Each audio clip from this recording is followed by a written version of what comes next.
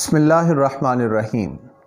معزز و محترم سامعین و ناظرین، اللہ رب العزت کا بے پایاں لطف و کرم ہے کہ جس کے فضل و احسان سے ہمیں ایمان اور اسلام کی عظیم دولت نصیب ہوئی۔ آج کی اس مختصر سی نشست میں ہم فرشتوں پر ایمان اور ان کا تصور کیا ہے قرآن مجید کی روشنی میں دیکھیں گے۔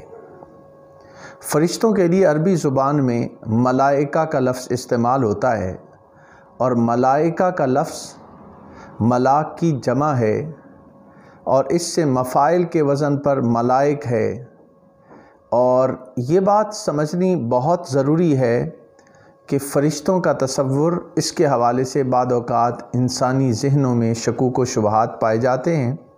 اس نشست میں کوشش کی جائے گی کہ قرآن و حدیث کی روشنی میں ان کا صحیح تصور کیا ہے وہ واضح کر دیا جائے۔ علماء نے بیان کیا ہے کہ ملائکہ انہم وسائط بین اللہ تعالی و بین الناس، یہ ملائکہ اللہ تعالی اور انسان کے درمیان واسطے اور وسیلے کی حیثیت رکھتے ہیں۔ اور اگر علماء کی متفقہ ڈیفینیشن دیکھی جائے تو فرمایا گیا انہا اجسام لطیفۃ قادرۃ علی التشکل باشکال مختلفہ۔ تفسیر بیداوی میں امام بیداوی نے بیان کیا کہ فرشتے وہ لطیف اور نورانی اجسام ہیں جنہیں اپنی لطافت کے باعث مختلف شکلیں بدلنے پر قدرت حاصل ہوتی ہے۔ عام انسان فرشتوں کو اپنی آنکھوں سے نہیں دیکھ سکتے، کیونکہ انسان کی آنکھ کثیف اور مادی اجسام کو دیکھتی ہے، اور فرشتے لطیف جسم کے مالک ہوتے ہیں۔ ہاں، وہ عرفاء و کاملین جنہوں نے اپنا تزکیہ نفس اور صفائے قلب و باطن کر لیا ہو تو وہ فرشتوں کو دیکھ سکتے ہیں۔ فرشتے ایک غیر حسی اور غیر مرئی وجود رکھتے ہیں، اور ان کے غیر حسی اور غیر مرئی وجود کی وجہ سے ان کی ایگزسٹینشیلٹی اس کو بعض لوگوں نے انکار کر دیا۔ وہ کہتے ہیں کہ فرشتوں نام کی کوئی چیز حقیقت میں ایگزسٹ ہی نہیں کرتی۔ تو جن لوگوں کا یہ تصور ہے کہ فرشتے ایگزسٹ ہی نہیں کرتے اور یہ کوئی ایک وجود نہیں رکھتے، وہ غلط فہمی کا شکار ہیں، اور قرآن مجید اور احادیث نبویہ کی ایک بہت بڑی آیات اور احادیث کی تعداد کی نفی میں آتی ہے یہ بات۔ جب قرآن مجید پر ہم توجہ کرتے ہیں تو قرآن مجید میں جہاں ملائکہ کا ذکر آیا ہے، ملائکہ کا انکار کرنے والے تعویل فاسد کرتے ہوئے کہتے ہیں کہ فرشتے تو مجرد انسانی قوتوں کا نام ہے، بعد کہتے ہیں فرشتے نیک انسانی روحوں کا نام ہے، بعد اسے قوائے عالم یا صفات باری تعالیٰ سے تعبیر کر دیتے ہیں۔ لیکن حقیقت یہ ہے کہ فرشتوں کا وجود حقیقت ہے، اور یہ ساری کج فہمی ہے ان لوگوں کی جو فرشتوں کو ایک وجود کے طور پہ تسلیم نہیں کرتے۔ قرآن مجید نے تصور ملائکہ پر بڑی تفصیل کے ساتھ روشنی ڈالی ہے، اور 20 ایسی آیات اور احادیث موجود ہیں جہاں سے فرشتوں کے وجود کا ہمیں علم حاصل ہوتا ہے۔ فرشتے کوئی انسانی روحیں نہیں ہیں، یہ کوئی صفات الہیہ نہیں ہیں، بلکہ یہ ایک لطیف مخلوق ہے جس کا مسکن آسمان ہے۔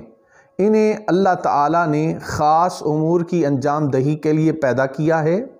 یہ احکام قدرت کی تدبیر و تعمیل کے لیے اور اس کی تنفیذ کے لیے اپنا کردار ادا کرتے ہیں۔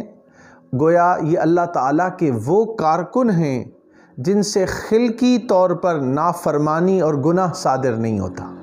یہ معصوم عن الخطا ہوتے ہیں، اور اللہ تعالیٰ نے جس مقصد کے لیے فرشتوں کو پیدا کیا ہوتا ہے وہ اپنا فرض سر انجام دیتے ہیں۔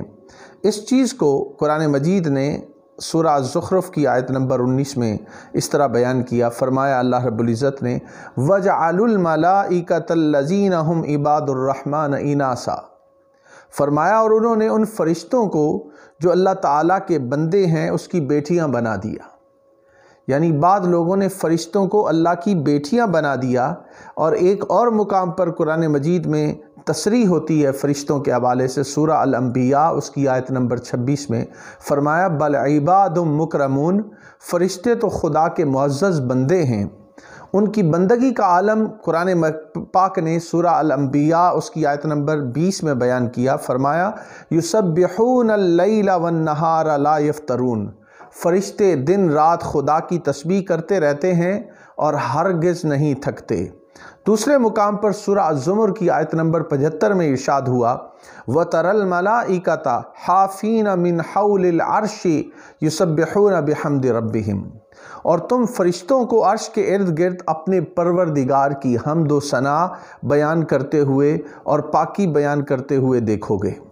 پھر سورہ الانبیاء کی آیت نمبر 87 میں ارشاد ہوتا ہے لا يسبقونه بالقول وهم بأمره يعملون، فرشتے خدا سے بات کرنے میں پیش قدمی نہیں کرتے اور وہ اس کے ہر حکم کی تعمیل کرتے رہتے ہیں۔ گویا اللہ رب العزت نے فرشتوں کو جس مقصد کے لیے پیدا کیا ہے وہ اس سے انحراف نہیں کرتے، جو اللہ نے ان کی ڈیوٹی لگائی ہے اس کو سر انجام دیتے ہیں۔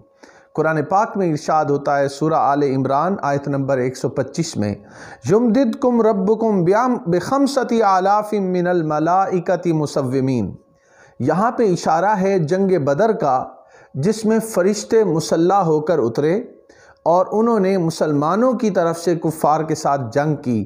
قرآن مجید اس کا حوالہ یہاں پہ دے رہا ہے۔ اللہ رب العزت نے فرمایا کہ تمہارا رب 5000 نشان زدہ فرشتوں کے ذریعے تمہاری مدد کرے گا۔ یہ وہ وعدہ تھا اللہ تعالیٰ کا نبی اکرم صلی اللہ علیہ وآلہ وسلم کے ساتھ کہ اللہ تعالیٰ نے 5000 فرشتے بھیجے اور انہوں نے آ کے مسلمانوں کی طرف سے ان کے خلاف لڑے اور اس کے نتیجے میں پھر مسلمانوں کو کامیابی حاصل ہوئی۔ ایک تصور بڑا اہم ہے، اس تصور کی نفی کرنا بہت ضروری ہے کہ فرشتوں کا کوئی فزیکل فینومینا نہیں ہے۔ اس لیے لوگوں کے ذہن میں جو تجدد پسند لوگ ہیں وہ ان کا انکار کرتے ہوئے نظر آتے ہیں۔ بات یہ ہے کہ جو فرشتے ہیں یہ نظر ہی نہیں آتے، تو نظر نہ آنے کی بہت ساری اور چیزیں بھی ہیں جس کی وجہ سے ان کے وجود کا انکار نہیں کیا جا سکتا۔ بات کا خیال ہے کہ یہ ان کا کیونکہ جسم نہیں ہے، ظاہری طور پہ نظر نہیں آتے، تو پھر ان کا وجود ہی نہیں ہے۔ ایسی بہت ساری حقیقتیں ہماری اس دنیا میں ہیں کہ جن کا ظاہراً وجود نہیں ہے لیکن وہ ایگزسٹ کرتی ہیں، ہم ان کا انکار نہیں کر سکتے۔ ہماری عقل محدود ہے، اس کے اندر اتنی وسعت نظری نہیں کہ وہ فرشتوں کا صحیح طور پہ ادراک کر سکے، اس وجہ سے بعض لوگ ان کو خلاف عقل قرار دیتے ہیں۔ تو دیکھیے، ایک ہے خلاف عقل ہونا، عقل میں بات نہ آنا، اور ایک ہے